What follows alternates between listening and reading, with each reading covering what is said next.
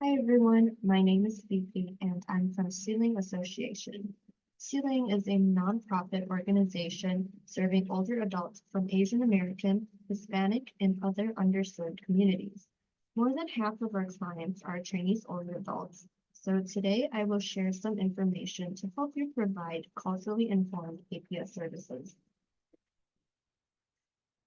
Before we begin, I want to emphasize that most countries are extremely diverse, and China is definitely one of those.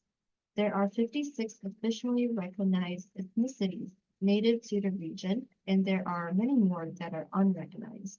They all have their own languages and cultures. In addition, there's a big north and south divide. Customs, traditions, and values vary vastly across regions and cities. Regional languages or dialects are mutually unintelligible, meaning people from neighboring cities or even towns might not be able to understand each other unless they both speak Mandarin Chinese. And China also developed very quickly in the past few decades. So people who are maybe 5 or 10 years apart may have grown up with very different experiences. So the information I'll share today is just a very generalized view of Chinese culture to act as a starting point. When working with Chinese clients, please be open-minded and don't be surprised if your client doesn't fit your expectations.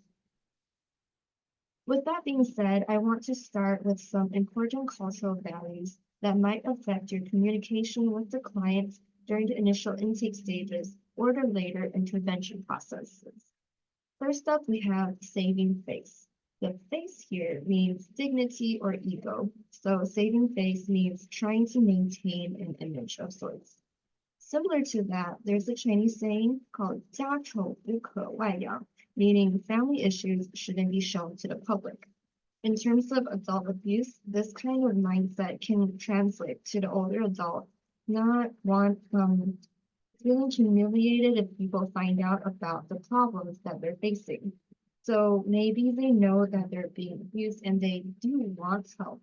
But if someone brings it up directly, they might become defensive and deny everything. For cases like this, my suggestion would be to take a softer approach and guide them to open up gradually. The next value is glorifying hardships. So many of the older adults experienced chaotic times while they were growing up, such as World War II, the Chinese Civil War, Cultural Revolution, famines, etc. Then there was a period of reform and opening up where it was possible to dramatically improve their life or their living qualities with hard work.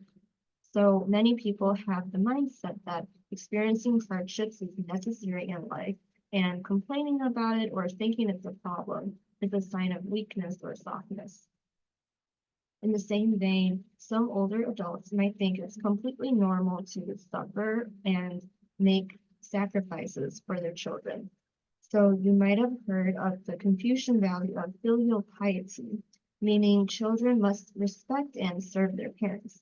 But sometimes this goes in reverse, and they end up not wanting to negatively affect their children, even if their children may have done something very wrong. So for these cases, I would suggest telling them that everyone deserves to age with dignity.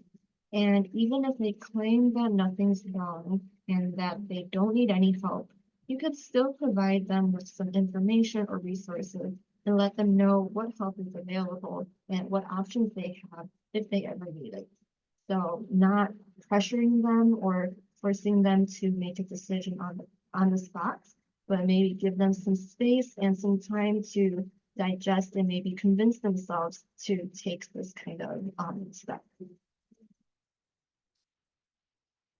The next topic to mention is sexual abuse.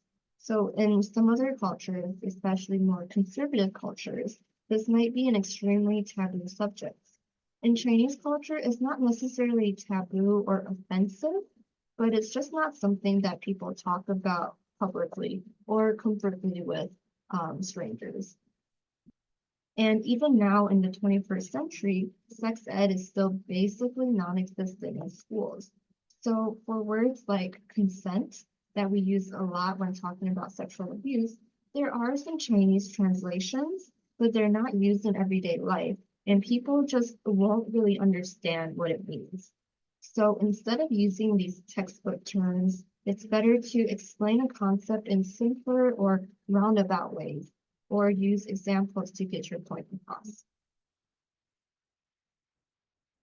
The final topic for today's presentation is a complex one, which is different financial values. Due to Chinese characteristics, there may be many situations that seem like warning signs, but might not actually be financial exploitation. So, for example, financial lines might be blurred in many families.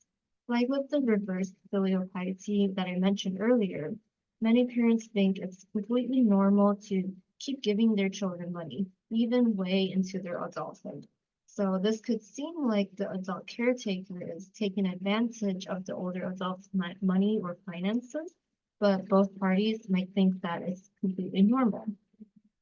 Another thing common for all limited English speaking adults is that they might give their caregiver complete control of their finances because they just don't understand. They can't read their bank statements, they can't read their bills, and because of their older age, they just don't want to worry about that anymore.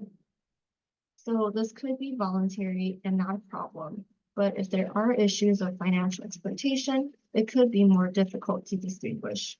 So I don't have any very good suggestions regarding this situation, but I think it's definitely good to be aware of this possibility and keep an eye out for it. So that is all for today's intro on Chinese cultural values and their effects on APS. I hope it gives you some new insight, and thank you for your time.